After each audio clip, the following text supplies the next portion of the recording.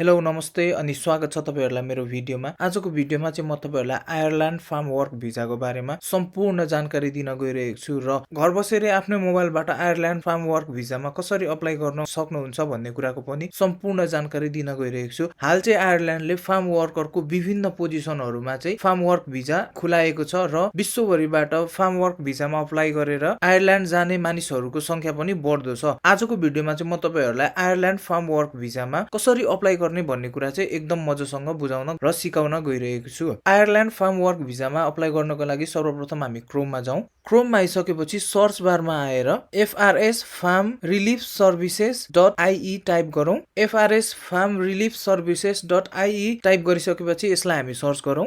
देख्न सक्नुहुन्छ हामी FRS फार्म रिलिफको अफिसियल वेबसाइटमा आइसकेको छौँ। अब चाहिँ हामीले यहाँबाट आयरल्यान्डमा फार्म वर्क भिजाको लागि अप्लाई गर्न सक्छौँ। यहाँ तपाईहरुले देख्न सक्नुहुन्छ एप्लाई फर फार्म जब्स भनेर चाहिँ यहाँनेर दिएको छ है। अब यसमा हामी क्लिक गरौँ। यहाँ देख्न सक्नुहुन्छ we are hiring farm workers.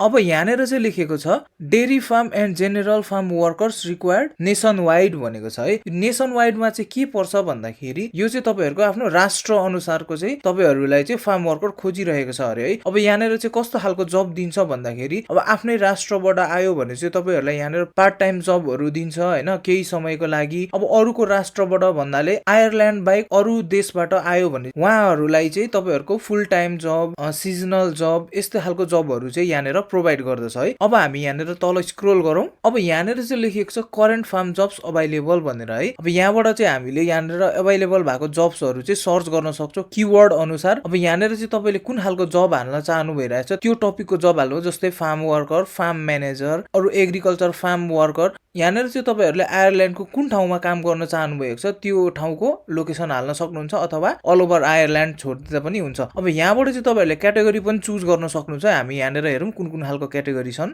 Agriculture farming and forestry, dairy farm, dry stock farm, equine, यो क्याटेगोरी अनुसार चाहिँ तपाईहरुले जब चुज गर्न सक्नुहुन्छ है।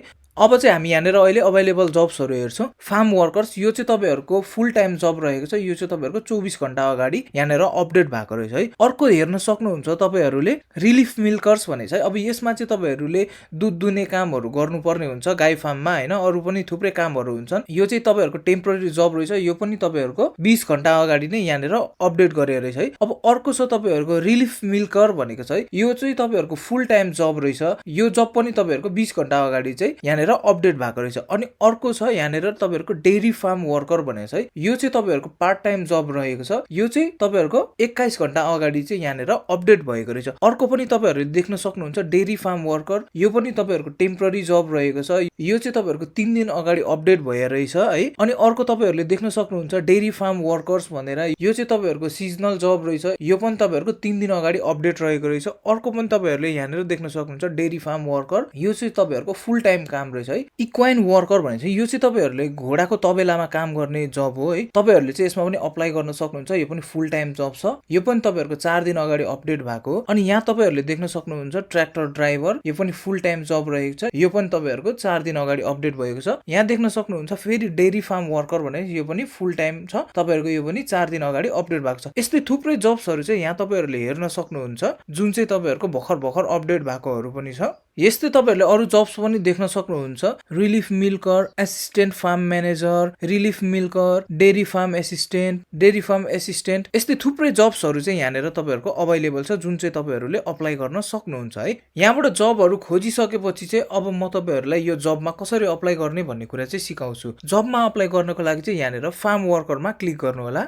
यहाँनेर देख्न सक्नुहुन्छ फार्म वर्कर्स लेखेको छ है। अब यहाँनेर छ फुल टाइम जब है। यो चाहिँ रिपब्लिक अफ आयरल्यान्ड। यो चाहिँ तपाईहरुको 4 घण्टा अगाडि अपलोड गरेको जब हो। अब यहाँनेर तपाईहरुले हेर्न सक्नुहुन्छ यहाँनेर चाहिँ लेखिएको छ FRS are hiring full time and part time farm worker opportunities available nationwide, part time, full time and flexible role on offer भनेको छ है। अब यहाँनेर चाहिँ हामीले फार्म वर्करमा काम गर्नुपर्ने द रोल्स भनेर चाहिँ यहाँनेर ड्युटीहरु दिएको छ। अब यहाँनेर लेखिएको छ duty may include milking, calf rearing भनेको चाहिँ यो चाहिँ तपाईहरुको गाईको बच्चाहरु हुर्काउनु पर्ने, machinery operating and general farm work. यहाँनेर चाहिँ छ तपाईहरुको द क्यान्डिडेट। अब क्यान्डिडेट्समा के लेखेको रहेछ भनेर चाहिँ हामी हेरौँ है। तपाईहरु चाहिँ यो फिल्डमा रिलेटेड हुनुहुन्छ, जसले चाहिँ तपाईहरुले एक्लै पनि काम गर्न सक्नुहुन्छ, तपाईहरुसँग चाहिँ गुड कम्युनिकेसन छ, तपाईहरुसँग पोजिटिभ एटिट्युड छ, तपाईहरुले काम गर्दाखेरि चाहिँ यहाँनेर रिवार्डेड हुनुहुन्छ तपाईहरु भनेर चाहिँ भनिएको छ है। यहाँनेर चाहिँ छ तपाईहरुको द बेनिफिट्स भनेर है। अब बेनिफिट्सहरु चाहिँ के रहेछ भन्दाखेरि अब यहाँनेर चाहिँ बेनिफिट्सहरु चाहिँ कम्पिटेटिभ रेट्स रहेछ है। ट्रेनिङ प्रोभाइडेड इफ रिक्वायर्ड भनेर चाहिँ ट्रेनिङहरु पनि दिने रहेछ। अनि तपाईहरुको पेड डाइरेक्टली बाइ एफआरएस भनेछ है। एफआरएस ले नै चाहिँ तपाईहरुलाई डाइरेक्ट पेड गर्ने रहेछ है। अब यहाँनेर अप्लाई फर जब्स भनेर आएको छ। अब चाहिँ हामी अप्लाई गर्न सिक्छौं है। अप्लाई फर जब्समा क्लिक गरौँ। अब त्यो एप्लिकेसनमा चाहिँ हामीले यहाँनेर भर्नुपर्ने कुराहरु खासै धेरै केही पनि छैन। यहाँनेर चाहिँ तपाईहरुले आफ्नो फुल नेम हाल्दिनु होला।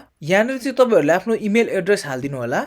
अब यहाँनेर चाहिँ तपाईहरुले एउटा मेसेज लेख्नु पर्ने हुन्छ। त्यो मेसेज चाहिँ के हो भन्ने कुरा चाहिँ म तपाईहरुलाई सिकाउँछु है। मेसेजमा चाहिँ तपाईहरुले एउटा एकदम सुइटेबल मेसेज लेख्नु पर्ने हुन्छ, जसले गर्दाखेरि चाहिँ तपाईहरुलाई वहाँनेर तपाईहरुको एप्लिकेसन चाहिँ एक्सेप्ट हुनको लागि चाहिँ एकदम धेरै मद्दत गरोस् है। अब मैले चाहिँ यहाँनेर के लेखेको छु भन्दाखेरि I am writing to express my keen interest in working on your farm as a cow farm worker, animal farm worker, agriculture farm worker और milking officer. I am passionate about the farm industry and have relevant experience in animal care and farm maintenance. I am hardworking, dedicated and committed to delivering high quality results. I would be grateful for the opportunity to contribute my skills to your team and team from experienced professionals. Thank you for considering my application भनेर चाहिँ मैले एउटा यहाँनेर message लेखेको छु है। यहाँ तपाईहरुले देख्न सक्नुहुन्छ अपलोड योर सीवी भनेको छ है। यहाँनेर चाहिँ तपाईहरुले आफ्नो सीवी, कभर लेटर र फार्ममा काम गर्दै गरेको एक दुईवटा फोटोहरु चाहिँ एट्याच गरेर अपलोड गर्न सक्नुहुन्छ। तपाईहरुसँग प्रोफेसनल सीवी र कभर लेटर छ भने तपाईहरु चाहिँ यहाँनेर मैले भिडियोमा देखाए अनुसार अप्लाई गर्न सक्नुहुन्छ। सीवी र कभर लेटर छैन भने तपाईहरुले प्रोफेसनल तरिकाको सीवी र कभर लेटर बनाउन चाहनुहुन्छ भने तपाईहरुले मलाई मेसेज गर्न सक्नुहुन्छ। मेरो WhatsApp नम्बर चाहिँ यो भिडियोको डेस्क्रिप्सनमा छ,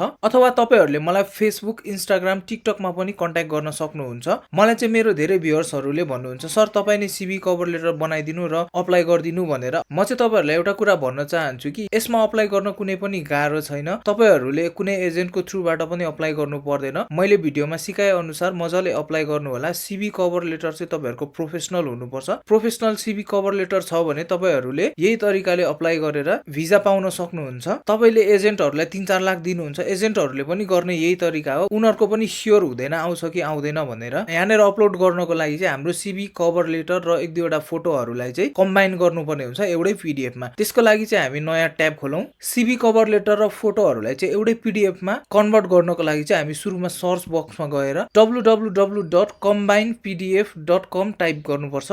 www.combinedpdf.com टाइप गरेर हामी सर्च गरौँ। यहाँनेर चाहिँ हाम्रो कम्बाइन्ड पीडीएफ को अफिसियल वेबसाइट खोलिसकेको छ। अब चाहिँ हामीले यहाँनेर अपलोड फाइल्समा क्लिक गर्नुपर्ने हुन्छ। अब यहाँबाट चाहिँ हाम्रो फाइल्सहरु सिलेक्ट गर्नुपर्ने हुन्छ र यहाँनेर ओपन गर्नुपर्ने हुन्छ। यहाँनेर चाहिँ तपाईहरुको सिलेक्ट भएको फाइल्सहरु आइसकेको छ। अब चाहिने फाइल्सहरु राख्नु होला, नचाहिने फाइल्सहरुलाई चाहिँ यहाँनेर कट गरिदिनु पर्ने हुन्छ। यसलाई कट गर्दियौ, यसलाई पनि कट गर्दियौ, यसलाई पनि कट गर्दियौ। अब यो चारवटालाई चाहिँ हामीले एउटा पीडीएफ मा कन्भर्ट गर्नुपर्ने हुन्छ। त्यसको लागि चाहिँ हामीले यहाँनेर कम्बाइनमा क्लिक गर्दियौ। हेर्नुस् त हाम्रो पीडीएफ एउटैमा कम्बाइन भएर डाउनलोड भइसकेको छ। यहाँनेर तपाईहरुले काउ फार्ममा काम गर्दै गरेको देख्न सक्नुहुन्छ। यो चाहिँ हाम्रो एउटै पीडीएफ भइहाल्यो। अब चाहिँ हामी यसलाई अपलोड गरौँ। चुज फाइलमा जाउँ, ओपन गर्दियौ। हेर्नुस् त हाम्रो कम्बाइन्ड पीडीएफ पनि अपलोड भइसकेको छ। त्यसपछि अब हामी यहाँनेर सेन्ड एप्लिकेसनमा थिच्दियौ। हाम्रो एप्लिकेसन चाहिँ सेन्ड भइसकेको छ र यसरी नै हामी आयरल्यान्डमा चाहिँ फार्म वर्करको रूपमा अप्लाई गर्न सक्छौं र आयरल्यान्ड जान सक्छौं।